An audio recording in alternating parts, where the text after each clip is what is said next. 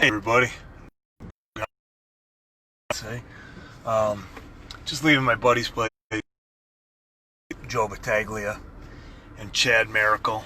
They own the Buffalo Sports Park. If you guys ever have occasion to get up here, make sure you guys swing on in and take advantage. I had a steak panini sandwich? So good. Had the French onion soup dip that was with it. So sweet, so good. And then I had the pizza rolls. They're homemade pizza rolls. They started making those, and oh boy, are they good. Pizza rolls. So he did that for himself, I think, more than everybody else, but everybody loves them. So great prices, great food. If you guys get a chance, definitely swing out there. I wanted to touch on something just briefly this evening before I forgot to cover it. I'm going to cover it again tomorrow, but carrying, through on what we talked about earlier about the weaponization of these government agencies at this point, using public safety as basis for completely stripping us all of every single one of our freedoms. They had 3 Erie County Sheriff's driving up and down all the way from, I think, Williams down Route and Route 20, probably out to Hamburg or even past.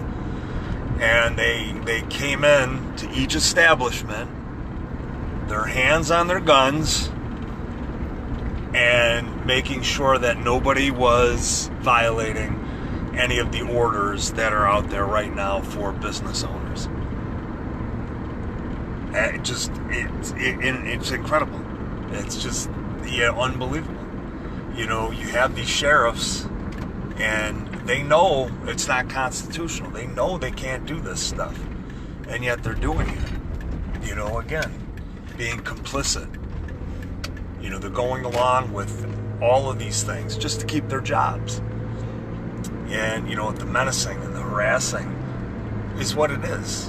You're just making the lives of these businesses, these restaurant owners, even more difficult. The stress that adds, thinking that they have to, if they're out of compliance, they're not doing exactly what they're supposed to do, that they can be shut down, very easily shut down, and fined.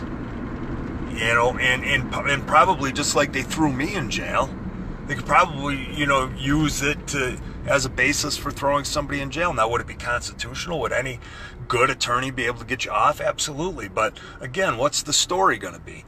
The story's going to be owner arrested for violating social distancing orders and violating this, from the state and from the governor's office and the health department. That's what the story's going to be, right? And now you've just made somebody a criminal and somebody look dangerous and menacing who didn't do anything wrong. Like, he was cited 3 times in a week.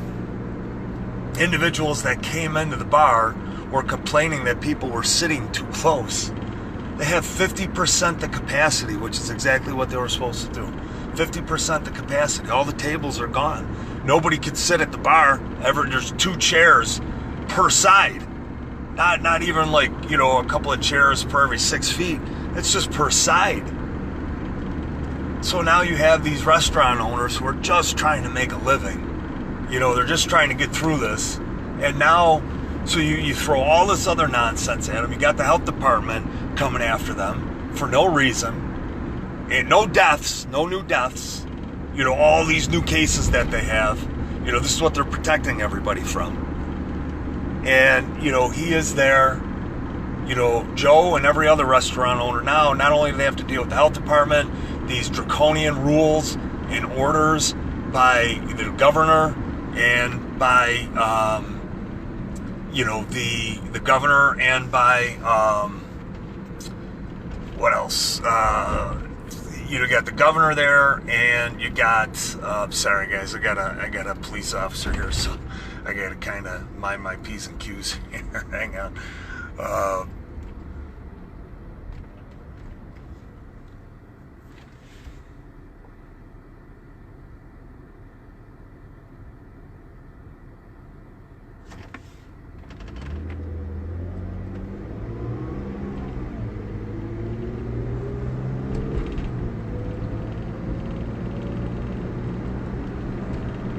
All right, I think I can talk again. I think I'm far enough away. Yeah, I pulled up right next to a set of cops, so that would have been bad driving. But anyways, so I think I'm good. I think I'm in the clear here. But anyways, so now you add all these draconian rules that these guys have to follow, which make no sense. There's no sense to it at all. Like nothing. 0 sense. You know, you're forcing people to wear a mask if they walk in, but a mask that doesn't protect anybody. You know, you're like that there. It's not contagious if you're sitting at a table. It's absolutely ridiculous and absurd.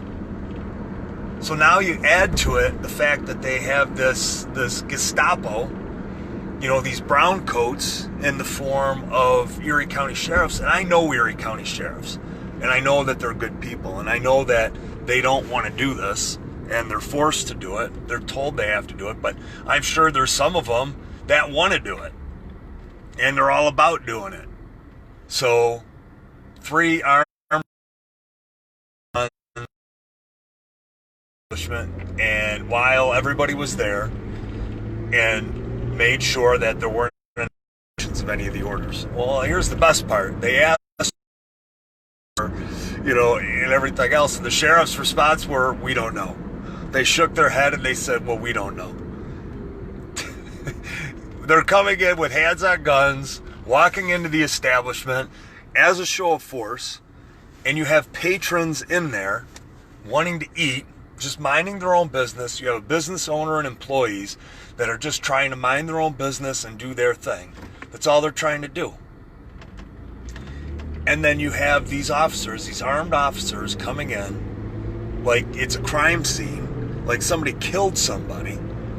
And, you know, what do you think and feel? What do you think employees are going to think and feel? And what do you think that the patrons, the handful of patrons that decided to come on in to dine at that establishment, what are they going to think now that you've got armed officers coming in? What does that do? What does that do to the psychology of people? I know what it would do to me. I know what it is doing to me. I go shopping very rarely now, and I go out to eat sparingly. You know, I eat at home. So you got people now that were out and witnessed that, and they're telling everybody else. So guess what? The people that did have the courage to come out to eat, now all of a sudden they're like, I don't want to deal with that. I'm going out to eat because I want to enjoy myself. I'm going out to eat because I want to forget about what's happening. You go out to eat to have an enjoyable experience with yourself. Hopefully not just yourself, but if you do, you're going out with yourself, you know, or, you know, family, friends, loved ones, your girlfriend, your boyfriend, your husband, your wife, and you want to enjoy yourself. And now, you know, you got to walk in, you have all these rules, you have all these orders that you got to follow, and you don't know what to follow, or you don't know exactly what you got to do and how you got to do it. And the owners, they don't know how to do it.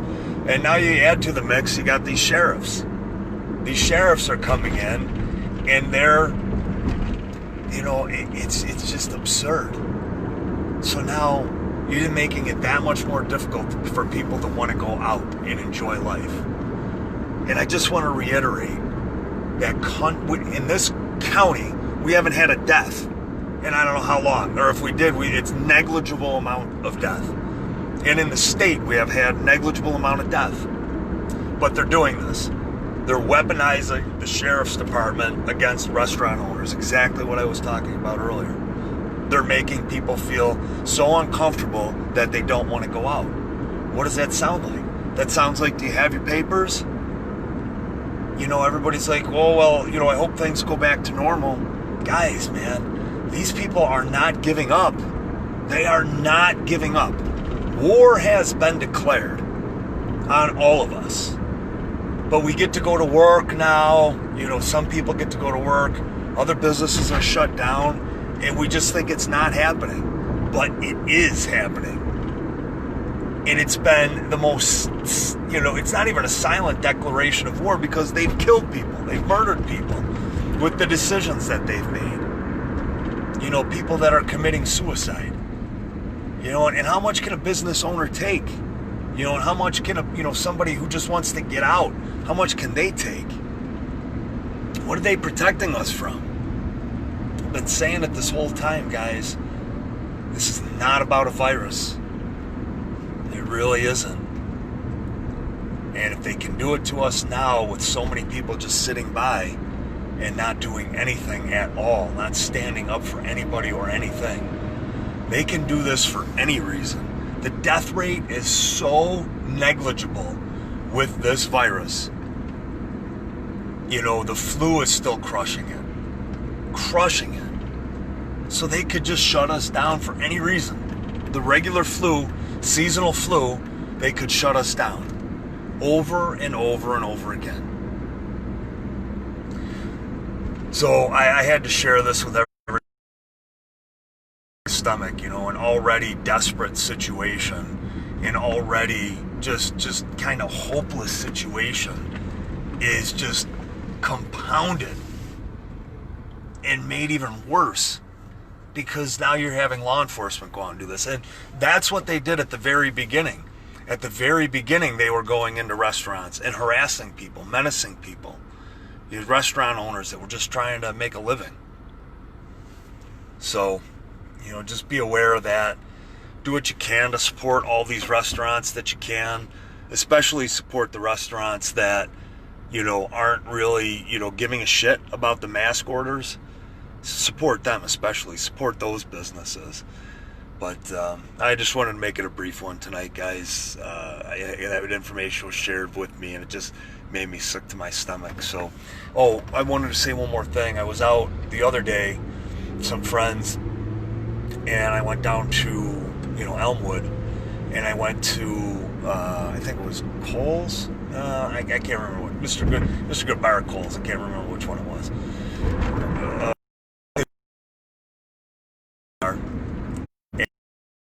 I go to get us all, a beer.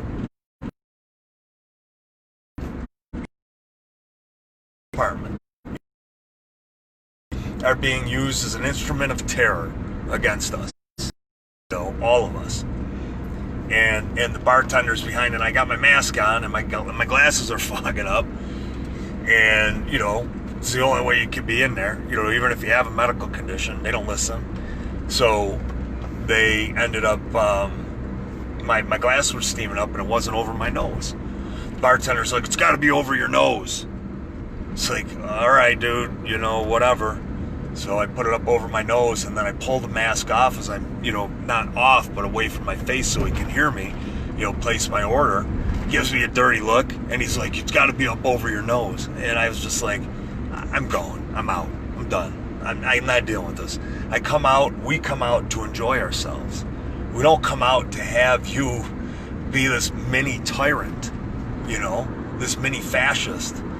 And I know it's not the bartender's fault. I know he's just protecting the business, but still, it's not my fault either that I just want to go out and enjoy myself with my friends and have a beer. So we went over to, I don't even know the name of the place, 946 Elmwood, I think it is, right on Elmwood by, I think it's Bidwell there, the parkway, or the park, whatever it is. And we went over there, no problem. No bouncer. And the rules that they read off while we were in Mr. Good Bar, like, it was literally like a 10-minute, it wasn't 10 minutes, but it was like 5 minutes worth of rules. Once we walk in the door, the bouncer talking to us, and then once we get to the table, more rules, sheet of paper with rules and everything else. Not a nice experience, guys. So, and a lot of people might say, Pete, just suck it up, you got to do what you got to do. But that's not what it's about, guys. It's not about sucking it up. The rules are wrong. They're not protecting anybody.